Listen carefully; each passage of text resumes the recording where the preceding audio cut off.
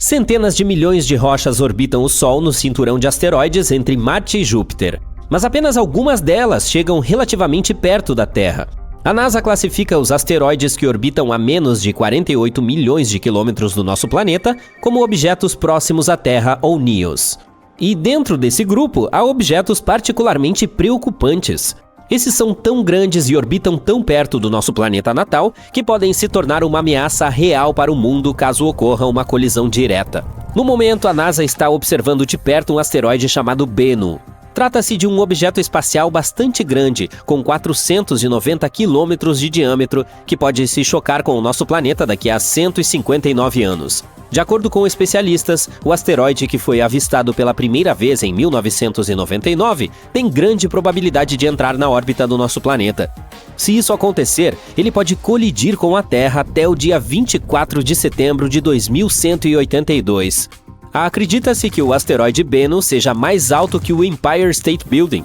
Se ele atingir nosso planeta, a colisão liberará 1.200 megatons de energia. Essa é uma quantidade enorme de energia que nada construído na Terra poderia produzir.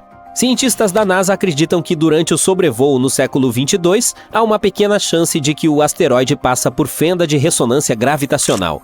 Essa é uma região do espaço que pode colocar o viajante espacial em um determinado caminho, o que poderia resultar na colisão do asteroide com a Terra. O Bennu passa pelo nosso planeta a cada 6 anos. Ele já teve 3 encontros próximos com a Terra, em 1999, 2005 e 2011. Hoje em dia, os cientistas estimam que a chance de o asteroide atingir nosso planeta em 2182 é de 1 em 2.700. Isso é mais de 5 vezes a chance de uma pessoa ser atingida por um raio. Mas, embora as chances de o Bennu colidir com a Terra sejam bastante baixas no momento, a rocha espacial ainda foi classificada como um asteroide potencialmente perigoso. Tudo porque ela pode se aproximar da Terra em até 7 milhões e meio de quilômetros. Essa é a razão pela qual ele também é classificado como um objeto próximo à Terra. Bennu é um asteroide rico em carbono que se formou nos primeiros 10 milhões de anos da história do Sistema Solar. E isso é cerca de 4,5 bilhões de anos atrás. Não é de se admirar que esse corpo espacial contenha pistas preciosas sobre a origem e o desenvolvimento dos planetas rochosos do nosso Sistema Solar, que são Mercúrio, Vênus, Terra e Marte. Melhor ainda, ele pode conter moléculas orgânicas semelhantes àquelas que são cruciais para a evolução da vida. Em 2020, a OSIRIS-REx da NASA conseguiu tocar brevemente a superfície do asteroide. Ela coletou algumas amostras e, em seguida, foi propelida da rocha espacial. Para a NASA, essa foi a primeira missão desse tipo. Mas provavelmente não será uma surpresa o fato de o Bennu não ser o único asteroide com o qual devemos nos preocupar. O asteroide 99942 Apophis é outro corpo espacial com o qual devemos ficar atentos. É um objeto próximo à Terra com cerca de 335 metros de diâmetro. Ele foi descoberto em 2004 e, a princípio, foi identificado como um dos asteroides mais perigosos já detectados. O Apophis ganhou notoriedade muito rapidamente. Acreditava-se que ele representava uma séria ameaça à Terra. Os especialistas previram que ele chegaria desconfortavelmente perto do nosso planeta em 2029. Felizmente, após um exame mais cuidadoso do Apophis e da sua órbita, os astrônomos concluíram que não havia risco de o asteroide colidir com o nosso planeta por pelo menos um século.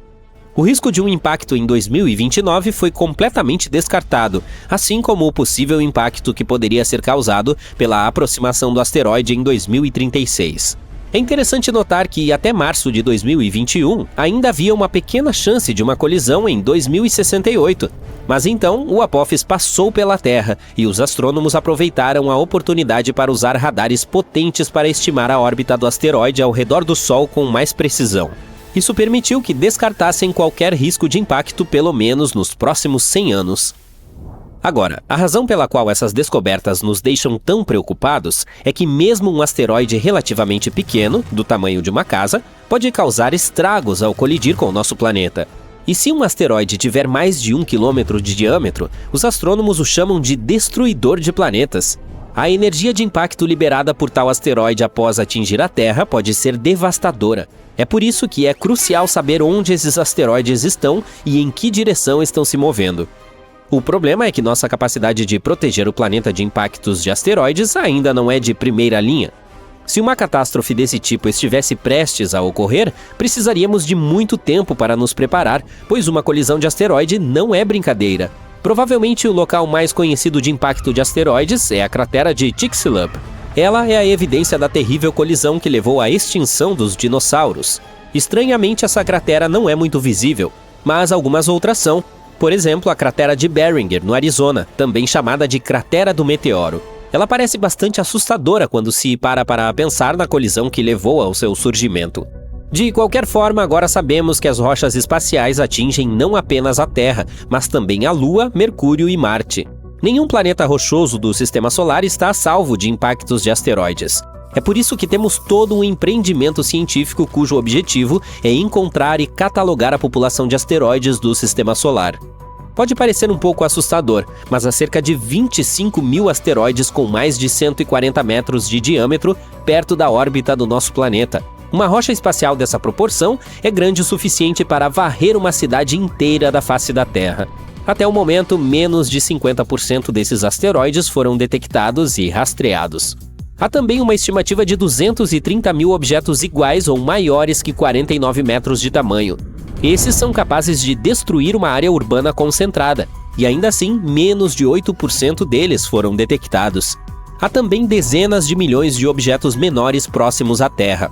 Eles têm mais de 10 metros de diâmetro e podem causar danos importantes à superfície. Menos de 1% desses pequenos corpos espaciais foram descobertos até o momento. O fato é que o sistema solar interno é extremamente desafiador para a busca de asteroides. A cada noite, há apenas 2 janelas de 10 minutos em que os astrônomos podem observar a região. Tudo isso porque o brilho do Sol cria uma luz de fundo muito intensa. Além disso, a atmosfera do nosso planeta também distorce e embaça as observações. A detecção de asteroides nessas condições está além da capacidade da maioria dos telescópios. É necessário um instrumento realmente exclusivo para cumprir tal tarefa. E a ferramenta escolhida é a Câmara de Energia Escura, ou DEC, do Observatório Interamericano de Cerro Tololo, no Chile. Esse dispositivo não foi projetado para caçar asteroides. Os pesquisadores o construíram para procurar outro alvo esquivo, a energia escura, a força misteriosa que impulsiona a expansão do universo. O DEC deve observar centenas de milhões de galáxias e por isso é amplo e profundo. Dessa forma, pode observar as profundezas do universo e capturar um amplo campo de visão, o que o ajuda a registrar os movimentos das galáxias e as condições no início da era do universo. Mas isso também significa que o DEC é perfeitamente adequado para detectar asteroides próximos ao Sol. Asteroides internos são raros e imagens profundas são necessárias porque esses asteroides são fracos. Os cientistas precisam ser capazes de combater tanto o céu brilhante do crepúsculo próximo à nossa estrela, quanto o efeito de distorção da atmosfera da Terra, e o DEC pode ajudá-los a atingir seu objetivo.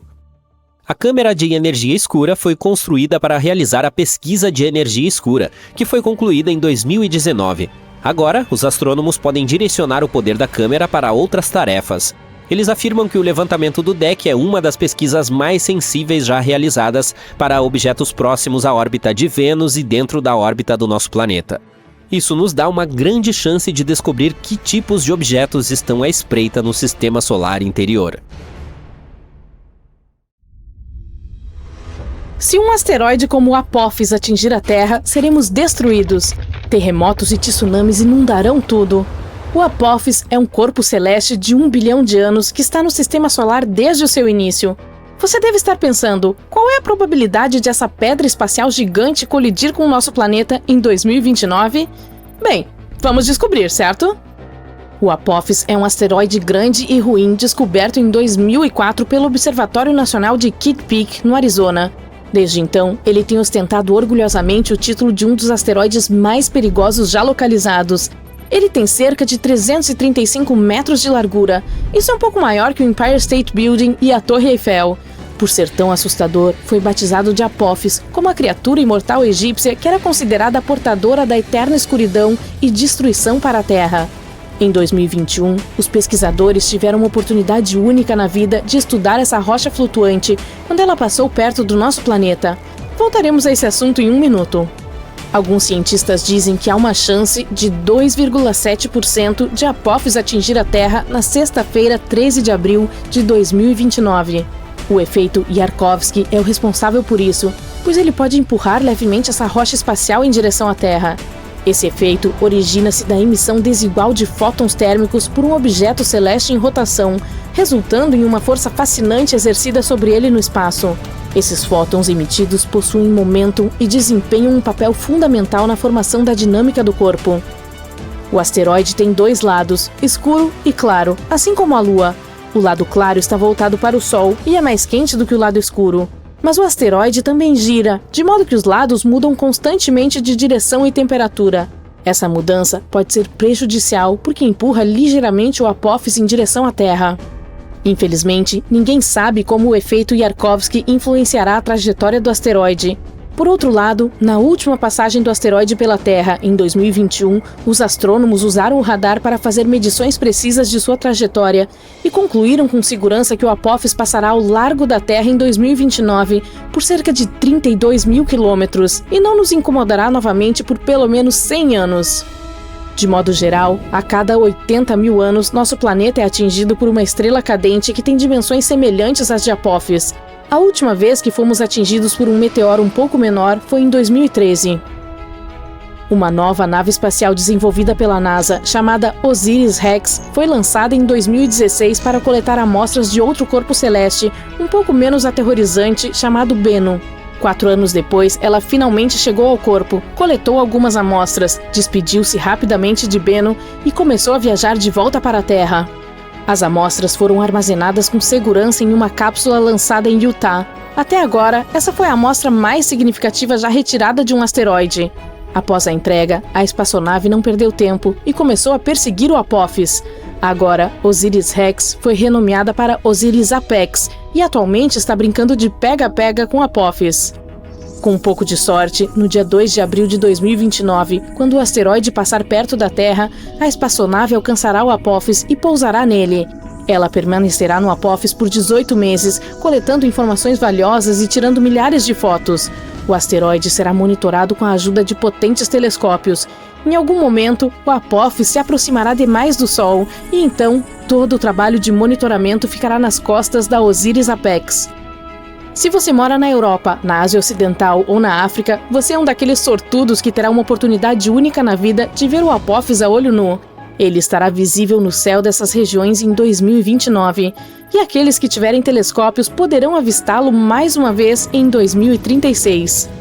A OSIRIS-APEX definitivamente terá alguns problemas porque o asteroide tem uma crosta espessa e a espaçonave não conseguirá coletar dados com a mesma facilidade que teve com Bennu.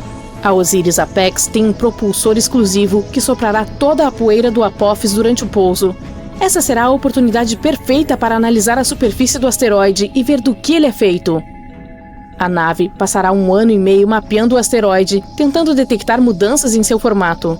Toda essa pesquisa mostrará como o corpo celeste provavelmente se moverá, de modo que possamos elaborar planos melhores para proteger a Terra de tais coisas. Em 2025, a NASA também lançará a missão Apophis Pathfinder, que será a primeira nave espacial a tocar esse asteroide. Ela aterrissará aproximadamente 1 ano após o lançamento. Além disso, a NASA propôs o envio de um enxame de pequenas naves ao espaço para ajudar a humanidade a desenvolver táticas de proteção eficazes contra ataques de asteroides.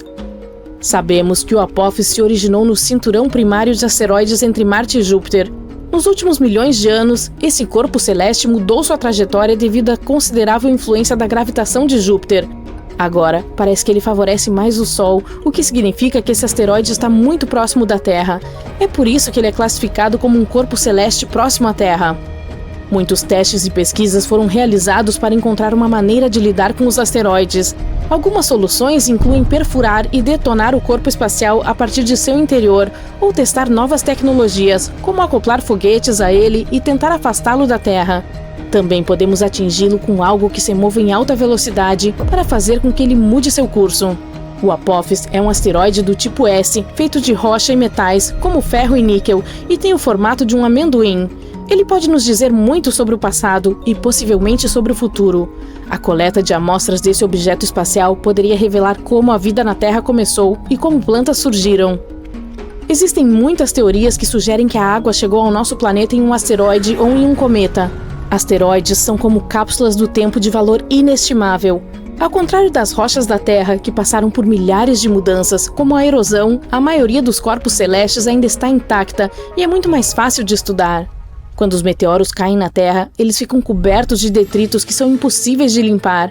É por isso que estudar o Apophis enquanto ele ainda está no espaço é tão importante.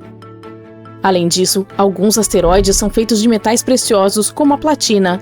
No momento, temos uma alta demanda por metais que usamos na produção, e a mineração na Terra é bastante complicada. Apenas um grande meteoro pode conter ferro, níquel, ouro e platina, que poderiam durar milhões de anos. Se Apophis tiver essa quantidade de metais, vamos querer quebrá-lo e trazer isso de volta à Terra.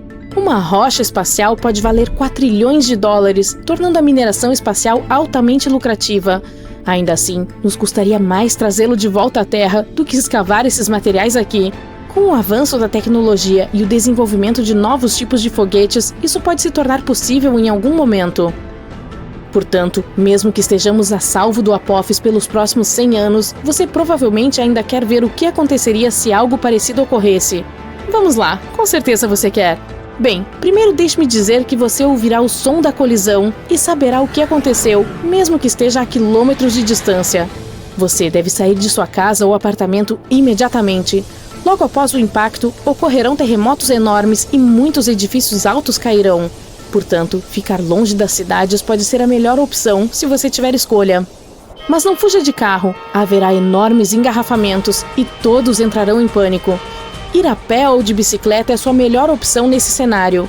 Um meio de transporte privilegiado será o avião. Portanto, se você sempre quis tirar a licença de piloto, agora tem uma boa desculpa.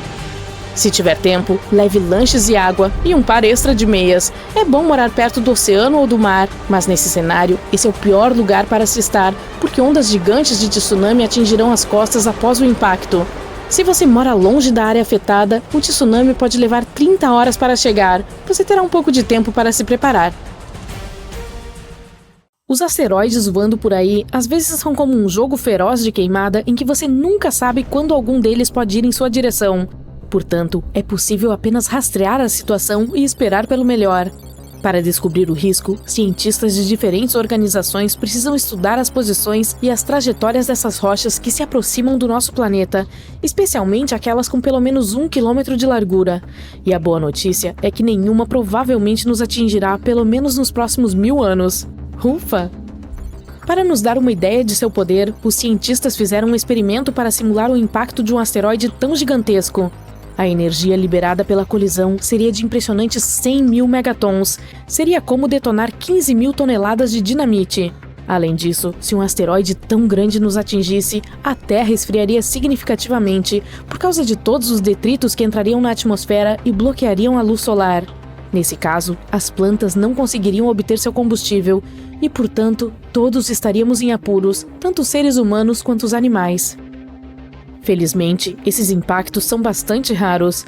Quanto maior o asteroide, mais tempo ele leva para colidir com a Terra. Por exemplo, estima-se que os que tenham diâmetros de pelo menos 1 quilômetro atinjam nosso planeta uma vez a cada 700.000 anos. E se estivermos falando dos maiores, com cerca de 5 quilômetros de largura, bem, a previsão é de que se choquem apenas uma vez a cada 30 milhões de anos. Muito bem. Mas espere, não fique muito relaxado ainda. Os astrônomos se concentram nos realmente grandes, porque esses são os que podem condenar nosso planeta se nos atingirem. Sim, você acertou, tipo dos dinossauros. Mesmo que um deles não nos apague completamente, o dano ainda seria enorme. Portanto, ainda há alguns vagando por aí e precisamos ficar de olho para ver como podem evoluir com o tempo. Os cientistas têm um modelo de rastreamento em que se concentram nas partes da trajetória de um asteroide que se aproxima da Terra para verificar se a rocha espacial representa um risco para nós. E parece que pode haver um deles, o 7482, 1994 PC1, com 1.100 metros de diâmetro, que pode representar algum risco. Ele deve se aproximar de nosso planeta nos próximos 1000 anos. E quando digo risco, significa que há uma chance de 0,0151% de chegar a uma distância Terra-Lua. Ele já passou por nós em 2022, mas tivemos sorte porque estava longe o suficiente, 1.900.000 quilômetros. Eu diria que podemos relaxar quando se trata de cenários de asteroides, por enquanto. A colisão de um deles com a Terra seria algo novo para a humanidade, mas não para o próprio planeta. Como eu disse, não houve muitos desses grandes, mas ainda assim eles tiveram enormes consequências. O primeiro que vem à mente da maioria das pessoas é obviamente o dos dinossauros, tão grande quanto uma montanha, que atingiu nosso mundo há cerca de 66 milhões de anos, perto da península de Yucatán, no México. Foi um caos. Tempestades de fogo globais e tsunamis estavam por toda parte. A poeira estava bloqueando o sol e a rocha vaporizada liberou enxofre, o que levou à chuva ácida e à acidificação dos oceanos. Mas houve um cara ainda maior que veio antes desse. Há cerca de 2 bilhões de anos, um asteroide gigantesco colidiu com o nosso planeta e deixou uma enorme cratera na África do Sul, a que conhecemos hoje como Vredefort. E parece que esse carinha pode ter sido ainda maior do que pensávamos originalmente, 2 vezes mais largo do que a rocha espacial que apagou os dinossauros. A Vredefort é confirmada como a maior cratera visível na Terra, com um diâmetro de cerca de 160 quilômetros. No entanto, ela costumava ser ainda maior quando se formou, talvez até com 250 a 280 quilômetros de diâmetro. É difícil descobrir seu tamanho real, porque vem sofrendo erosão nos últimos 2 bilhões de anos. Pense nisso como se estivesse cortando camadas da borda de uma tigela. O diâmetro fica menor a cada fatia. Quando o asteroide de 12 quilômetros de largura que exterminou os dinossauros atingiu a Terra há cerca de 66 milhões de anos, causou uma destruição maciça. Incêndios florestais, chuva ácida, tsunamis e tanta cinza e poeira que alterou o clima da Terra. Isso tudo fez com que cerca de 75% da vida por aqui fosse extinta. Já o que criou a cratera Vredefort não era apenas maior, mas também viajou a uma velocidade maior, o que significa que as consequências podem ter sido ainda piores. Mas esse fato ocorreu há muito tempo e os seres vivos eram diferentes naquela época. Talvez fossem algumas bactérias que nem perceberam que algo incomum estava acontecendo. A Terra não é a única. Muitos impactos também ocorreram em nosso sistema solar. Por exemplo, em nossa vizinhança próxima. Sim, indo para Mercúrio e sua enorme cratera chamada Bacia Caloris. Ela mede cerca de 1.500 quilômetros de diâmetro, o que é mais do que o estado do Texas. Há um anel de montanhas imponentes ao redor dela, o que a torna ainda mais impressionante. É possível ver cores diferentes na imagem em mosaico da bacia. Elas nos dizem mais sobre a geologia do local. As partes alaranjadas representam a lava que inundou a bacia. Esses fluxos cobriram a superfície original e adicionaram a tonalidade laranja específica. E depois que a lava inundou a bacia em Mercúrio, crateras menores se formaram no topo da superfície.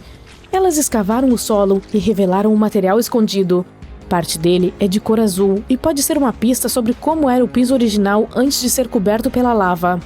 Vênus, o planeta mais quente do nosso sistema solar, tem uma atmosfera espessa que vem com um sistema de defesa muito bom contra rochas espaciais.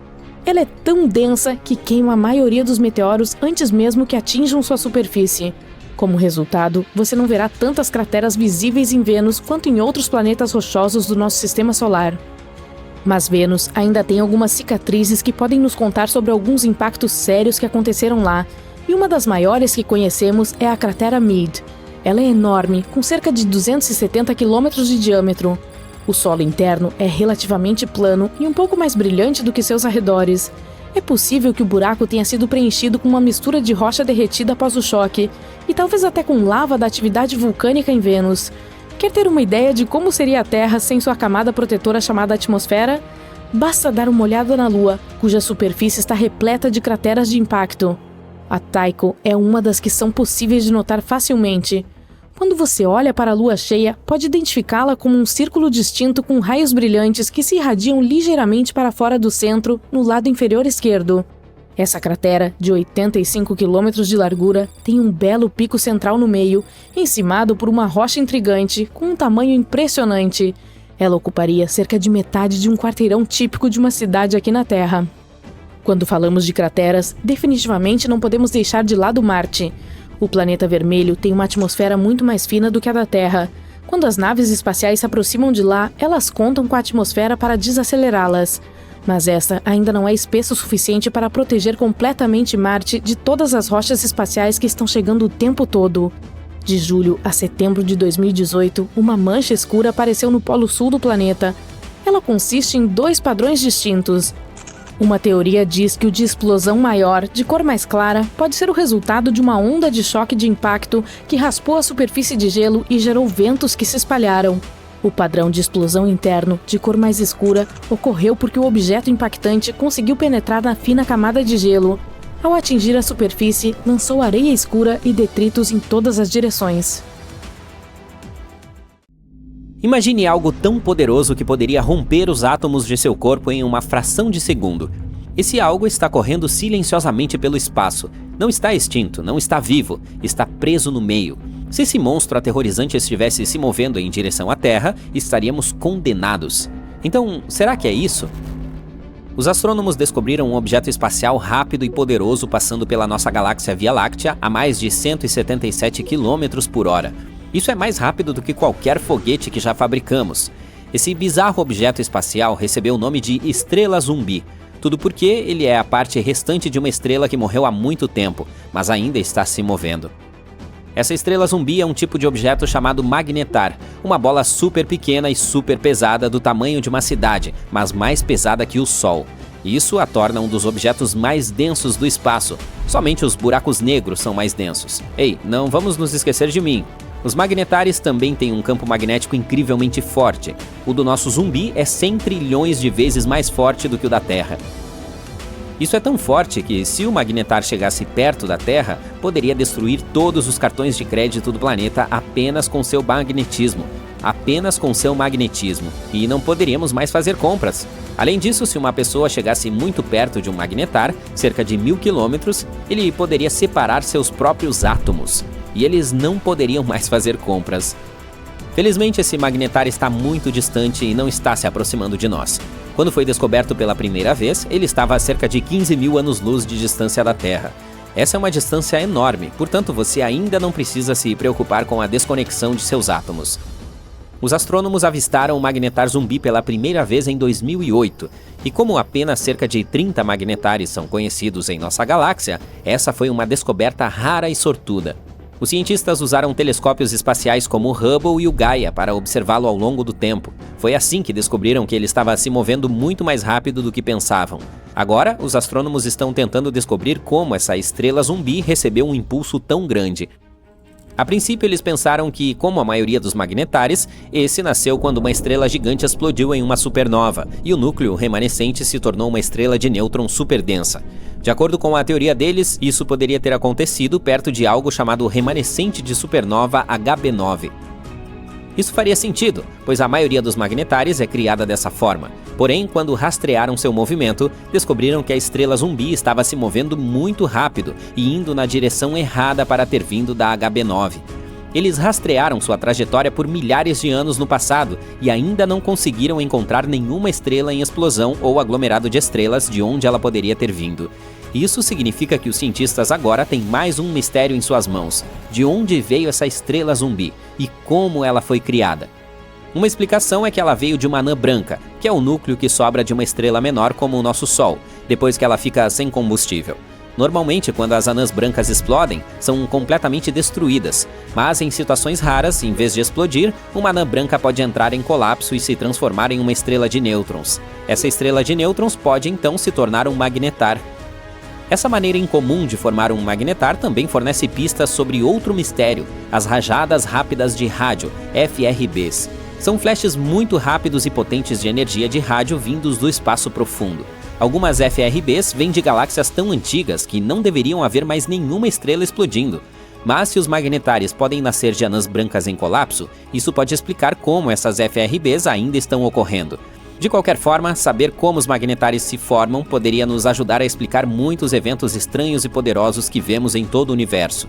Mas até o momento a investigação ainda está em andamento e nenhuma resposta foi encontrada. Estrelas zumbis vagando pelo universo não é o único mistério que ainda não resolvemos. Em algum momento você poderá se deparar com uma delas enquanto viaja pelo cosmos, e ela se parece com nada. A uma distância de 700 milhões de anos-luz da Terra há um buraco, um vazio que tem muito poucas galáxias. Essa é uma região aproximadamente esférica com cerca de 330 milhões de anos-luz de diâmetro. Nossa galáxia Via Láctea poderia caber ali milhares de vezes. É um misterioso grande vazio na constelação de Bootes. Faz sentido. Veja bem, as galáxias parecem uma teia gigante. A maior delas é parte de estruturas longas chamadas filamentos galácticos. Esses filamentos serpenteiam pelo cosmos e, quando se encontram, formam regiões com alta concentração de galáxias. Essas regiões são o que conhecemos como aglomerados de galáxias. Mas entre esses aglomerados e filamentos, há enormes vazios que quase não contêm galáxias. Esses vazios constituem quase 80% do universo observável, e a maioria deles é enorme, de 30 a 300 milhões de anos-luz de largura. O grande vazio é um dos mais maciços. Ele até ganhou o título de supervazio. Os astrônomos acham que ele pode ser o resultado da fusão de alguns vazios menores. Mas o que poderia ter causado o surgimento de áreas vazias tão gigantescas? A razão pode estar na origem do universo. Em seus primórdios, eu não estava por perto na época, toda a matéria do universo estava bem compactada. Os astrônomos até pensavam que era algo como uma sopa uniforme. Mas logo, flutuações quânticas aleatórias começaram a distribuir essa matéria. Algumas áreas se tornaram mais densas, e sua atração gravitacional ficou mais forte. Elas começaram a roubar matéria de regiões menos densas. Isso tornou essas áreas ainda mais densas, e elas continuaram atraindo cada vez mais matéria. Ao mesmo tempo, aglomerados menores de matéria começaram a se afastar mais do centro, formando galáxias. Se você visitasse um aglomerado de estrelas chamado Palomar 5, esqueceria tudo sobre vazios e supervazios, e até mesmo estrelas zumbis. Em vez disso, você precisaria se concentrar em sobreviver, pois a região esconde um enxame de mais de 100 buracos negros bem no meio. E esses buracos negros não estão apenas parados lá, eles estão trabalhando, moldando e aglomerando sem parar. Palomar 5 é um grupo de estrelas localizado a cerca de 80 mil anos-luz de distância de nós. Normalmente, aglomerados como esses são densos e bem compactados, com estrelas todas agrupadas.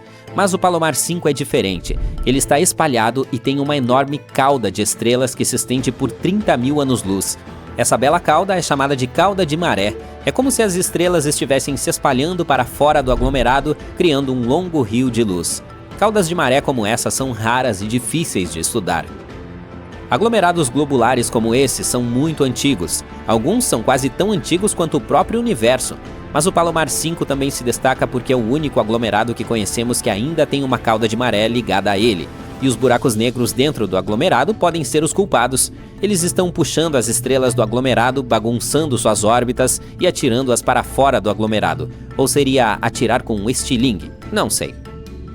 De qualquer forma, essas estrelas são o que compõe a cauda de maré. Com o tempo, mais e mais estrelas são lançadas para fora. O Palomar 5 tem muito mais buracos negros do que o esperado. Cerca de 20% da massa do aglomerado é composta de buracos negros. Mais de 100 deles, cada um com cerca de 20 vezes a massa do nosso Sol. É claro que o Palomar 5 não vai durar para sempre. Em cerca de 1 bilhão de anos, o aglomerado se desfará completamente. Até lá, todas as estrelas terão desaparecido, deixando para trás apenas os buracos negros. Esses buracos negros orbitarão a Via Láctea como um remanescente fantasmagórico do aglomerado que costumava estar lá. Embora esse aglomerado já seja bastante assustador, há algo ainda mais sinistro que você pode ver no espaço: nuvens espessas de gás e poeira chamadas nebulosas. Uma das mais incomuns é provavelmente a NGC 2392, localizada a 5 mil anos-luz de distância da Terra, na constelação de Gêmeos. Ela foi descoberta há mais de 200 anos e se tornou popular devido à sua aparência incomum. É basicamente um disco de material com um anel de objetos em forma de cometa. As caudas desses objetos se afastam da estrela no centro da nebulosa. As bizarras faixas alaranjadas na parte externa da nuvem se estendem por anos-luz em todas as direções. O centro se assemelha a uma bola de barbante, mas na realidade é uma bolha de material soprada no espaço pelo vento de material de alta velocidade produzido pela estrela central. Uau! Aposto que você se lembra que o planeta mais distante do Sol é Netuno. Quando os astrônomos europeus discutiram sobre como chamar um oitavo planeta recém-descoberto em 1846, escolheram o nome da divindade romana do mar. Esse gigante de gelo tem 4 vezes o tamanho da Terra, e se o nosso planeta fosse do tamanho de uma moeda de 5 centavos, Netuno seria do tamanho de uma bola de beisebol. Ao mesmo tempo, o gigante de gelo é 17 vezes mais pesado. Se você estivesse se aproximando desse mundo gelado, ele pareceria azul e talvez convidativo. Mas essa superfície azul é na verdade uma camada de gás em redemoinho e nuvens permanentes. Portanto, não tenha muitas esperanças, você não conseguiria pousar nesse planeta. Seu manto, composto de gelo, de água, amônia e metano, é o mais próximo que Netuno tem de uma superfície. Mas mesmo lá embaixo, não há solo sólido para se caminhar. De qualquer forma, esse planeta distante é cercado de mistérios e os astrônomos ainda não conseguiram desvendar todos eles. Por que os ventos em Netuno são tão rápidos? Por que esse mundo libera mais calor do que recebe? Por que seu campo magnético é deslocado? E o que é a grande mancha escura? Vamos tentar encontrar algumas respostas. Netuno está cerca de 30 vezes mais distante do Sol do que o nosso planeta natal. Isso significa por que estudar esse mundo distante é tão difícil. Isso também significa que o planeta recebe muito menos luz e calor da nossa estrela. Mas ao mesmo tempo, Netuno irradia muito mais calor do que está absorvendo. Se compararmos Netuno com o vizinho Urano, veremos que, embora Urano esteja mais próximo do Sol, ele emite quase a mesma quantidade de calor que Netuno. Os astrônomos ainda não sabem ao certo por que isso acontece, mas é claro, há teorias porque eles são cientistas. Alguns especialistas acham que há algo feroz no interior do planeta azul que faz com que ele gere mais calor do que recebe. Esse pode ser o motivo das enormes diferenças de temperatura de Netuno, de menos 160 graus Celsius no topo das nuvens geladas do planeta a mais de 6.650 graus Celsius no núcleo do gigante de gelo. Portanto, você vai querer se vestir em camadas. Essas variações de temperatura podem ser o motivo das fortes tempestades de vento. Sua velocidade pode chegar a 1.930 km por hora. Para efeito de comparação, os ventos mais fortes da Terra se movem a uma velocidade de 400 km por hora. Outra coisa curiosa sobre os ventos de Netuno é que eles estão soprando na direção oeste, o que é contrário à rotação do planeta. Um estudo publicado em 2013 supôs que os ventos em Netuno apareceriam em camadas finas com não mais de 960 quilômetros de espessura. Uma profundidade tão rasa poderia significar que a condensação e a evaporação da umidade poderiam produzir essas correntes de ar loucamente rápidas. Além disso, há a questão de o campo magnético de Netuno estar deslocado. Se você sobrepusesse um ímã a esse planeta, ele não se alinharia com o centro. Os astrônomos não sabem ao certo por que isso acontece. Os campos magnéticos são produzidos por correntes em movimento e acredita-se que todos os planetas, inclusive a Terra, tenham algum material condutor em movimento em seus ventres.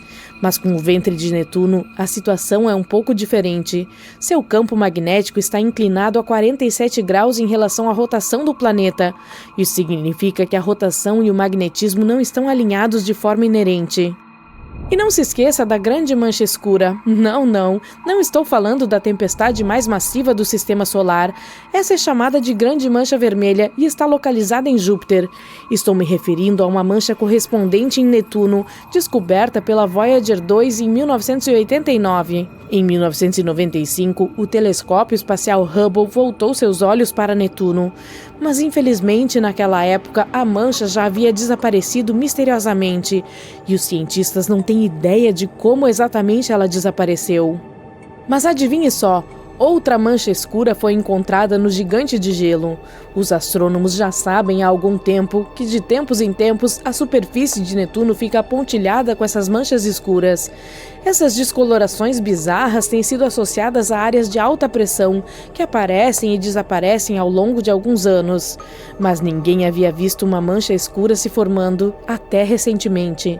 Desde então, os astrônomos têm observado o nascimento de manchas escuras com bastante regularidade. Agora eles têm uma ideia muito melhor de onde e quando esses enormes vórtices podem se formar. Apesar das suposições, os astrônomos já pensaram que Netuno era um mundo chato e sem características. O gigante de gelo tem uma atmosfera hiperativa. Ela é turbulenta, com ondulações de nuvens e tempestades severas.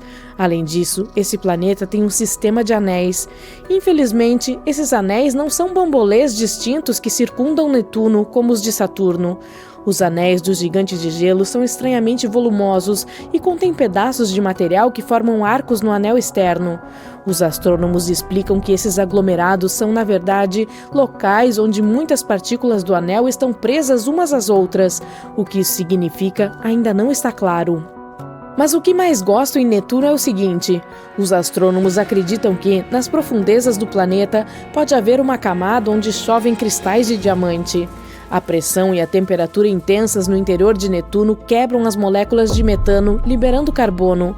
Esses compostos de carbono encontram suas moléculas companheiras e criam longas cadeias, que são então exprimidas, formando belos padrões cristalinos como os diamantes.